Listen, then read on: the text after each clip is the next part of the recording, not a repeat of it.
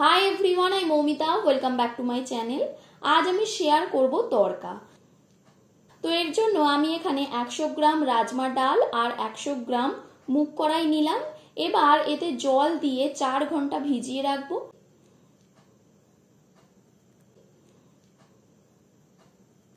চার ঘন্টা পর দেখো ডাল আর কড়াই ভালোভাবে ভিজে গেছে। এবার এটাকে সিদ্ধ করে নেব। এর জন্য একটা প্রেসার কুকারে দিয়ে দিচ্ছি 1 কাপ জল। এরপর দিয়ে দেব ডাল আর কড়াই, দিচ্ছি হাফ চামচ নুন। নুনটাকে মিশিয়ে নিয়ে প্রেসার কুকারের ঢাকা বন্ধ করে লো টু মিডিয়াম হিটে 8টা সিটি দিয়ে কড়াই আর ডালটাকে সিদ্ধ করে নেব।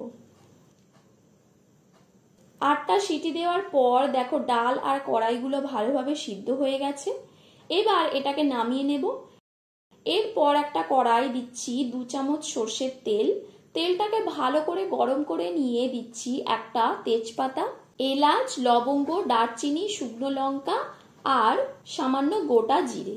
এগুলোকে কয়েক সেকেন্ড ভেজে নিয়ে দিচ্ছি একটা মিডিয়াম সাইজের কুচানো পেঁয়াজ। পেঁয়াজটাকে একটু ব্রাউন করে ভেজে নিয়ে দিচ্ছি 1 চামচ গ্রেট করা আদা রসুন। আদা আর রসুনটাকেও 1 মিনিট ভেজে নিয়ে দিচ্ছি একটা টমেটো। এরপর এক এক করে মশলাগুলো দেব।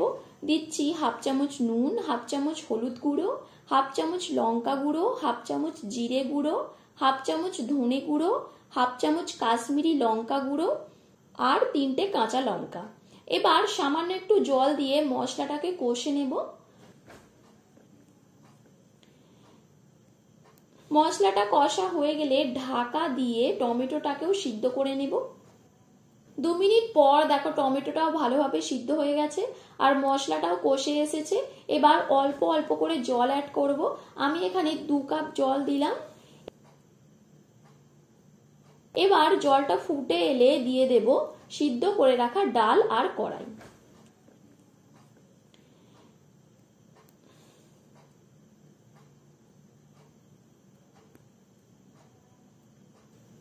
এগুলোকে ভালো করে মশলার সাথে মিশিয়ে নেব। মেশানো হয়ে গেলে 5 মিনিট ফুটিয়ে নেব মিডিয়াম হিটে। এরপর হাফ চা চামচ ভাজা মশলা আর সামান্য ধনেপাতা ছড়িয়ে নামিয়ে নেব। তো দেখো খুব সহজেই হয়ে গেল তরকা। তো রেসিপিটা ভালো লেগে থাকলে ভিডিওটিকে লাইক ও শেয়ার করে দিও। আর তোমরা কমেন্ট করে জানিও আর কি কি রেসিপি চাও, আর চ্যানেলটিকেও সাবস্ক্রাইব করে দিও।